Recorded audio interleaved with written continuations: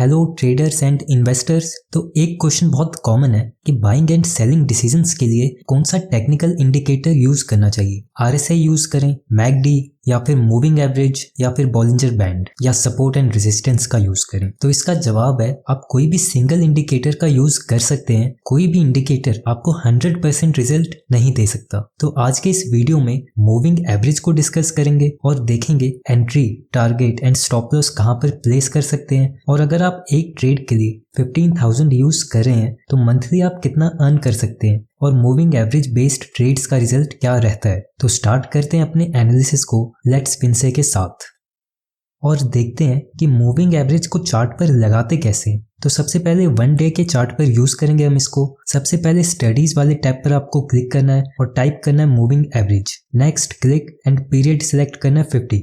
Type रखना है simple. अगर आपको कलर चेंज करना है तो आप कर सकते हैं एंड नेक्स्ट स्टेप डन। तो ये था सिंपल मूविंग एवरेज। और अगर आपको एक्सपोनेंशियल मूविंग एवरेज का यूज करना है तो दोबारा स्टडीज वाले टैब पर क्लिक करेंगे, next click and period 50। Type यहाँ पर हमने एक्सपोनेंशियल करना है एंड कलर चेंज करना है तो कर सकते हैं एंड डन। तो अब चार्ट पर एक लाइन ड्रॉ हो गया है, इसी को कहते हैं मूविंग एवरेज। अब नेक्स्ट क्या देखना है वो देखते हैं। तो इसके 3-4 बेसिक स्टेप्स है, उसी को फॉलो करके हम रिजल्ट अचीव कर सकते हैं। तो सबसे पहला स्टेप है हमने देखना है मूविंग एवरेज, ये जो लाइन है मूविंग एवरेज की वो राइजिंग होना चाहिए और स्टॉक मूविंग एवरेज राइजिंग के ऊपर ट्रेड करना चाहिए। अब नेक्स्ट स्टेप हमने देखना है, वेट करना है कि प्राइस मूविंग एवरेज पर सपोर्ट ले एंड यही से बाउंस बैक का एक्सपेक्ट करेंगे हम। एंड नेक्स्ट वेट करना है ग्रीन कैंडल का, उसका हाई हमारा एंट्री पॉइंट रहेगा एंड स्टॉप लॉस रहेगा प्रीवियस कैंडल का लो। हम आगे एग्जांपल्स भी डिस्कस करेंगे, साथ ही साथ एक्सेल शीट भी रेडी करेंगे जिससे पता चले कि मई मंथ में अगर मूविंग एवरेज पे ट्रेड्स लेते हैं तो कितना सक्सेस रहता है। तो ग्रीन कैंडल का हाई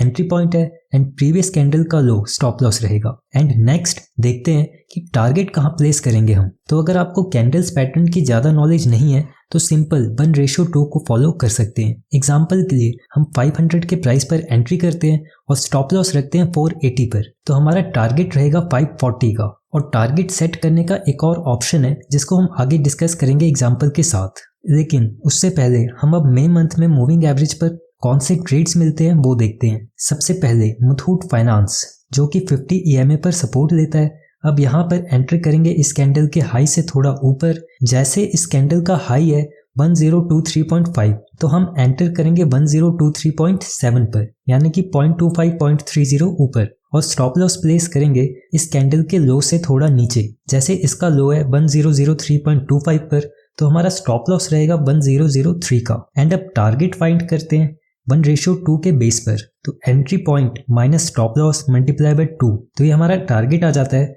1065.1 का। और अब देखते हैं अगर हम इस ट्रेड पर 15K के कैपिटल का यूज करते हैं तो हम 14 क्वांटिटी बाय कर सकते हैं and entry, stop loss and target ये रहेगा एंड टारगेट अचीव हो जाता है। और अब अगर कोई कंफ्यूजन है स्टॉप लॉस एंट्री पॉइंट के रिगार्डिंग तो आप वीडियो को दोबारा देख सकते हैं। अब मुथूट फाइनेंस दोबारा मूविंग एवरेज पर सपोर्ट लेता है लेकिन नेक्स्ट कैंडल ज्यादा लॉन्ग हो जाता है। अब अगर हम यहाँ पर ट्रेड लेते हैं तो एसएल बहुत ज्यादा डीप हो जाएगा जो हमारे रिस्क मैनेजमेंट से ऊपर चल जाता है, तो यहाँ पर हम इस ट्रेड को इग्नोर करेंगे। नेक्स्ट चार्ट देखते हैं ल्यूपिन का। मूविंग एवरेज राइजिंग है, स्टेप सेकंड है एंट्री पॉइंट फाइंड करना, तो एंट्री रहेगा हमारा इस कैंडल के हाई से थोड़ा ऊपर एंड नेक्स्ट स्टॉप लॉस रहेगा इस कैंडल के लो से थोड़ा नीचे और टारगेट रहेगा 1:2 का, तो यहाँ पर भी टारगेट अचीव हो जाता है। नेक्स्ट चार्ट है इजमो। मूविंग एवरेज राइजिंग है, प्राइस सपोर्ट भी देता है और एंट्री पॉइंट रहता है इस कैंडल के हाई से थोड़ा ऊपर और स्टॉप लॉस रहता है इस कैंडल के हाई से थोड़ा नीचे एंड टारगेट रहता है 1:2 का। इसमें भी हम टारगेट अचीव कर देते हैं। नेक्स्ट ट्रेड है किरलॉस इंजन्स का।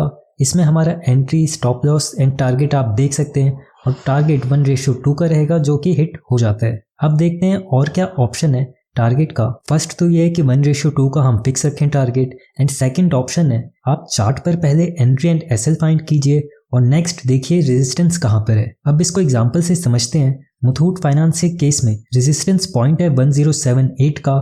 सबके अपने तरीके हैं सपोर्ट एंड रेजिस्टेंस ड्रॉ करने के। कोई कैंडल का टॉप एंड लो देखता है, कोई क्लोजिंग प्राइस, तो सबके अपने मेथड है। तो वापस आते हैं अपने टॉपिक पर, टारगेट वाले पॉइंट पे। तो इस केस में रेजिस्टेंस 1078 का है एंड 1:2 के मेथड से टारगेट होता है 1065 पर। तो अब ऑप्शन ये है हमारे पास कि 1:2 या रेजिस्टेंस में से जो पहले अचीव हो वहां पर हम 50% क्वांटिटी एग्जिट कर सकते हैं एंड नेक्स्ट 50% को रखिए नेक्स्ट टारगेट के लिए। तो ये आप ट्राई कर सकते हैं। अब जैसे मुथूट फाइनेंस में 14 क्वांटिटी है हमारे पास, तो 7 को सेल कर देंगे 1065 पर एंड नेक्स्ट 50% क्वांटिटी को सेल करेंगे 1078 पर। अब आप देख सकते हैं रेजिस्टेंस पॉइंट्स पर सेलर भी एक्टिव हो जाते हैं, तो यहाँ से मुथूट फाइनेंस थोड़ा नीचे गिरता है और वहीं से बाउंस बैक करता है। तो इसको भी फॉलो कर सकते हो आप। बाकी लास्ट में एक्सेल शीट पर देखेंगे कि अगर 1 के टारगेट को फॉलो करते हैं तो क्या रिजल्ट रहता है, या सेकंड ऑप्शन वाले टारगेट में कैसा रिजल्ट रहता है। अब देखते हैं नेक्स्ट चार्ट को।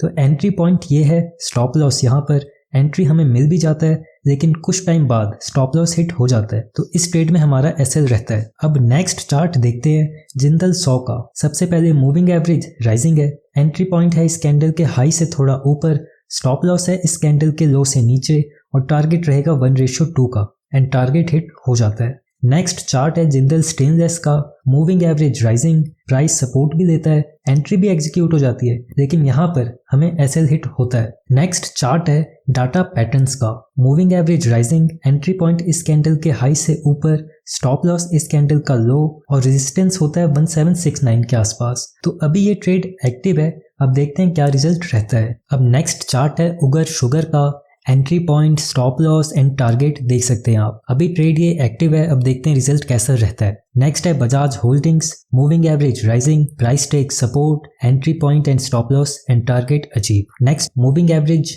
राइजिंग, एंट्री यहाँ पर है, स्टॉप लॉस टारगेट देख सकते हैं आप। एंड लास्ट ट्रेडिंग सेशन में अपने स्टॉप लॉस के करीब आकर वहीं से बाउंस आता है। अब देखते हैं नेक्स्ट ट्रेडिंग सेशन कैसे रहता है इस स्टॉप का। नेक्स्ट चार्ट है नियोजन का, मूविंग एवरेज राइजिंग, तो थोड़ा रिव्यू करते हैं। मूविंग एवरेज ही देखना है आपने सबसे पहले, एंड सेकंड स्टेप में एंट्री, एसएल एंड टारगेट सब कुछ फाइंड करना है एंड सब कुछ नोट करके रखना है। तो इस केस में इस कैंडल के हाई से थोड़ा ऊपर एंट्री रहेगा हमारा, स्टॉप लॉस इस कैंडल के लो से नीचे एंड टारगेट 1:2 का। तो अभी ट्रेड एक्टिव है क्योंकि अभी रिसेंट ही लिया है। अब देखते हैं नेक्स्ट चार्ट। और लास्ट ट्रेड इस मई मंथ में रहता है केपीआई ग्रीन का, एंट्री पॉइंट यहाँ पर है, स्टॉप लॉस देख सकते हैं आप, टारगेट 1:2 का। एंट्री एग्जीक्यूट हो जाता है लेकिन सेम डे प्राइस नीचे भी आ जाता है। अब देखते हैं क्या होता है स्टॉप लॉस या टारगेट। तो ये थे हमारे इस मंथ के ट्रेड। अब कुछ ट्रेड मिस भी हो जाते हैं, जैसे कमेंट्स में यहाँ पर हम एंट्री प्लेस करते हैं लेकिन प्राइस तेजी से ऊपर चल जाता है तो हमारा ट्रेड एग्जीक्यूट ही नहीं हो पाता, तो यहाँ पर कैंसिल कर सकते हैं ट्रेड को क्योंकि नेक्स्ट सेशन में एसएल हिट हो जाता है। तो ये भी ध्यान रखना है